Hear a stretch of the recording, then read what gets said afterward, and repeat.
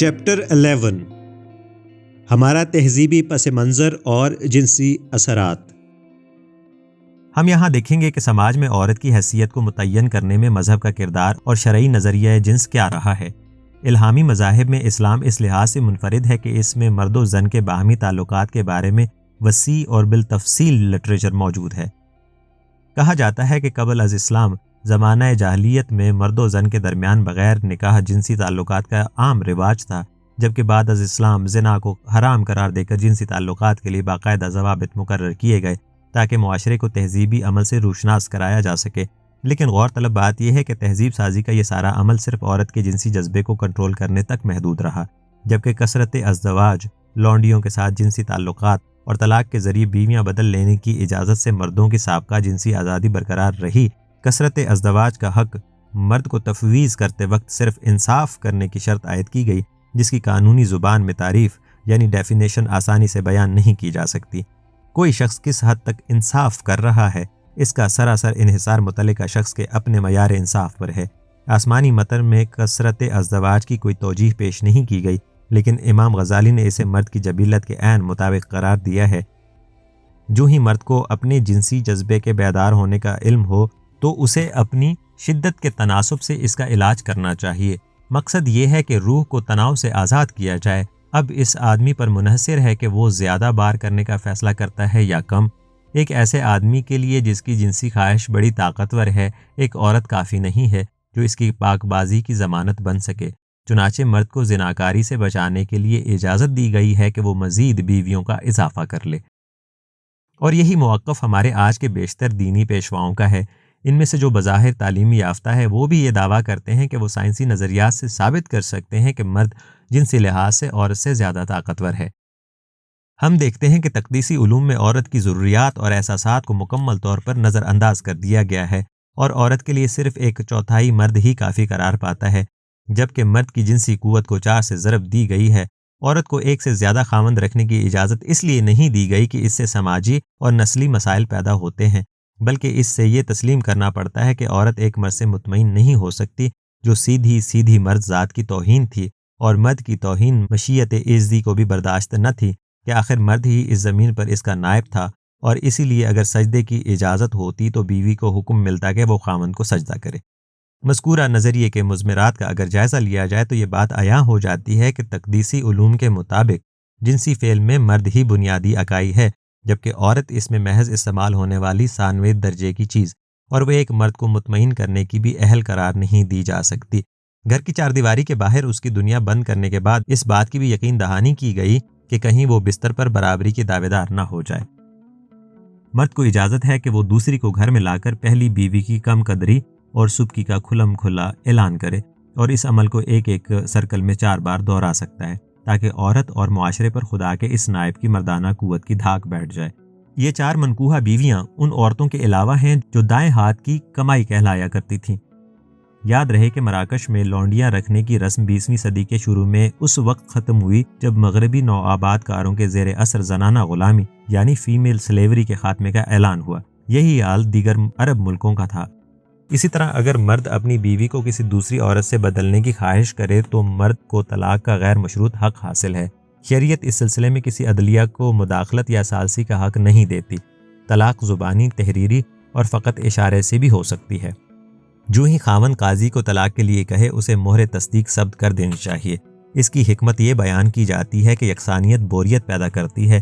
ایک کے ساتھ مطمئن نہ ہونے کی وجہ سے مرد کو زنا کی رغبت ہو سکتی ہے، چنانچہ اسے زنا سے محفوظ رکھنے کے لیے ضروری سمجھا گیا ہے کہ شادی کے فریم ورک میں رہتے ہوئے مرد کو عورت بدلنے کی اجازت دی جائے۔ اس زبانی نصیحت کے ساتھ کہ طلاق مذاق نہیں بن جانا چاہیے، لیکن تاریخ گواہ ہے کہ نہ صرف مسلم بادشاہوں اور خلیفاؤں نے بلکہ کئی مقدس بزرگ ہستیوں نے بھی طلاق کا بے درغ استعمال کیا۔ اس طرح مجموعی طور پر کئی درجن اور بعض اوقات سینکڑوں کی تعداد میں بیویاں رکھنے کا انہیں اعزاز حاصل ہے۔ دوسری طرف جسے زمانہ جاہلیہ کہا جاتا ہے، وہاں عورت کو اپنا خاوند چننے اور چھوڑنے کا حق حاصل تھا۔ عورت اپنے خاوند کو زبانی طلاق دے سکتی تھی، جس کا حق بعد از اسلام صرف مرد کو تفویض کر دیا گیا۔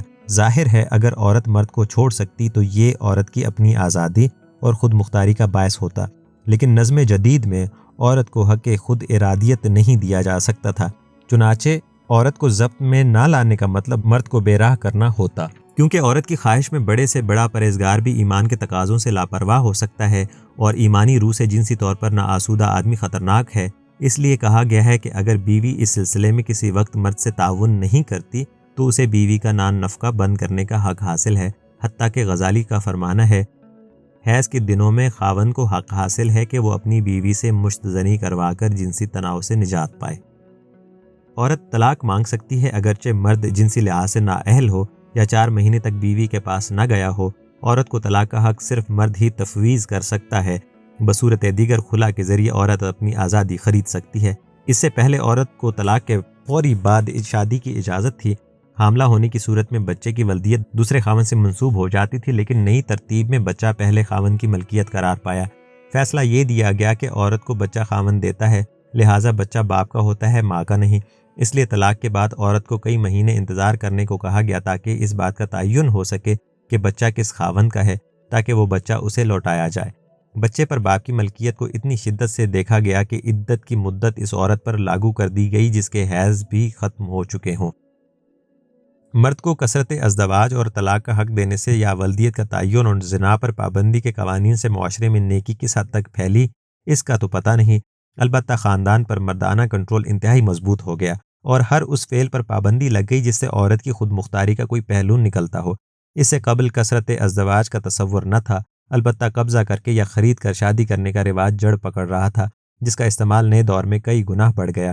پہلے بچے کا باپ کون ہے اہم سوال نہ تھا، اس طرح کنوارپن کے بھی کوئی خاص سماجی معنی نہ تھے، اس لیے عورت کو خوراک اور تحفظ فراہم کرنا اس کے اپنے قبیلے کا فرض تھا۔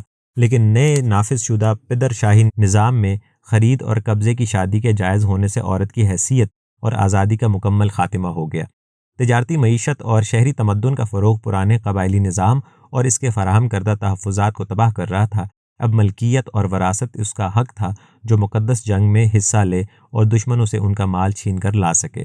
نئے معاشرے کے لیے مضبوط جسموں والے مردوں کی ضرورت تھی، لہٰذا سماج میں انہی کی بالادستی کو شرعی حمایت فراہم کی گئی۔ پرانی قبائلی دشمنیوں کو مٹا کر وسیع تر مفاد کے لیے مقدس جنگ کی جانب موڑ دیا گیا اور وفاداری کے نئے رشتے استوار کر دیے گئے۔ اب افراد کے درمیان رشتہ داری کی وجہ بندھن نہیں بلکہ عقیدہ تھا۔ باہمی تنازعات کا رخ جب مال غنیمت اور مذہبی جوش و جذبے کی طرف مڑا تو دنیا نے دیکھا کہ عربوں کے قدموں پر فارس اور بازنطین کے شہنشاہی ریاستیں اس طرح گریں کہ انہیں صحرائے عرب سے اٹھنے والی تبدیلی کا پتہ نہ چلا تھا۔ پدر شاہی نظام کو تعین ولدیت اور جائز ولادت کے تصور نے اور تقویت پہنچائی۔ مادری نظام میں وراثت بہن سے بچوں کو چلی جاتی تھی، اب وراثت کو مرد کے بچوں تک محدود کر دیا گیا۔